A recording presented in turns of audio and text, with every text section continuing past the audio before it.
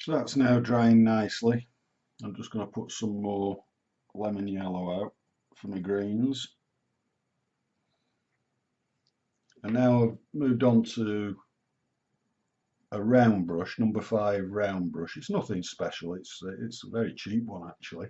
I don't go in for more, expensive brushes and stuff. It's all about how you apply it, really, isn't it? Fine, for doing tiny stuff, I use a rigger, and that's a good one. I've had that for quite a while. But what I want to do now is pick out areas of definite colour. Now I'm going to start with the green.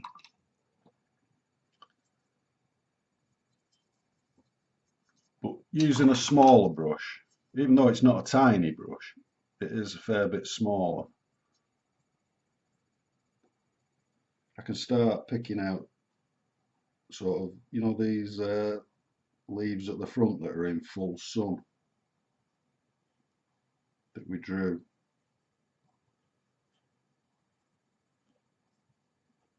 Oops, that's actually a flower, I think.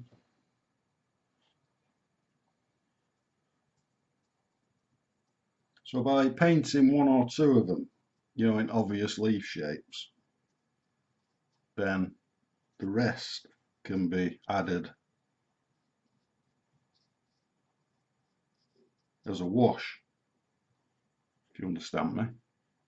See, behind these there's going to be a dark green. Now I'll work my way along this path because there's a dark shadow.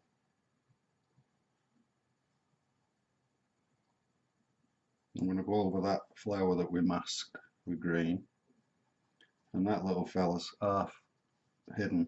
And I'm leaving all the time. I'm leaving gaps that we can slot colour into. But because we've masked him, don't forget we can paint right over him. So that's my first sort of detailed painting, even though there's no detail at all.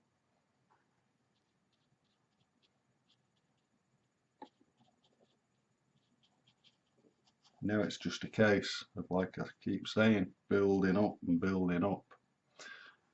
Now around here, so there's the birdhouse. These are like a yellowy green, so we need to just mix more yellow into there.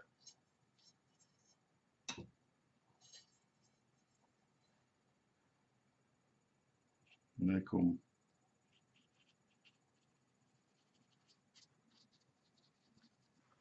kind of like that all the way across.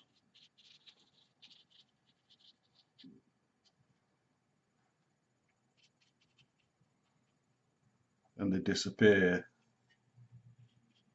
into a darker green.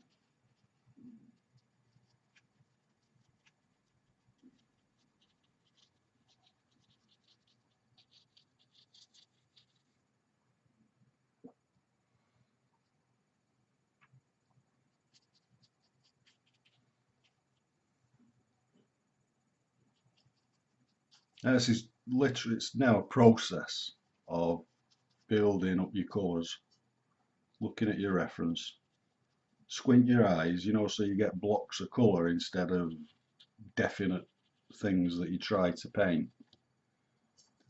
I'm just going to come in front of that dark green there, and by scumbling it we can just wash it out a little bit.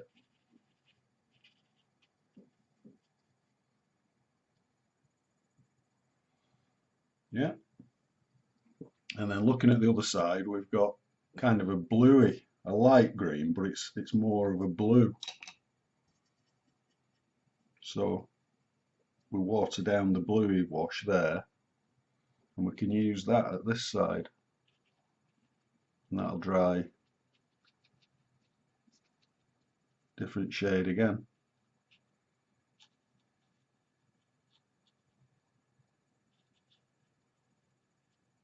Underneath the birdhouse is darker.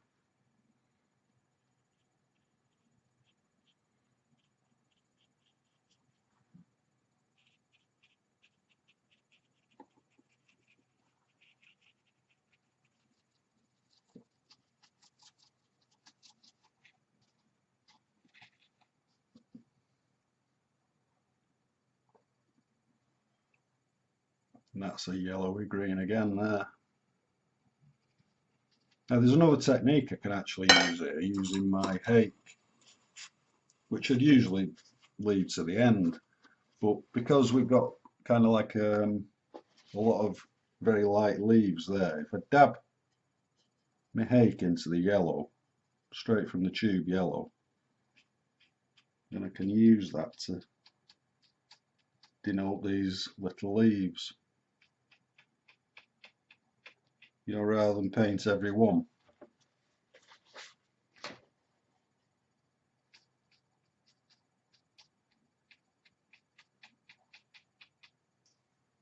So that's kind of like a dry brush scumble effect, using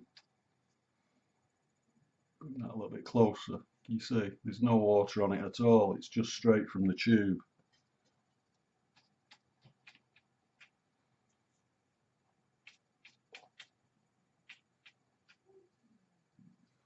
Okay, when you do that, just make sure you wash your hake, get that paint off it.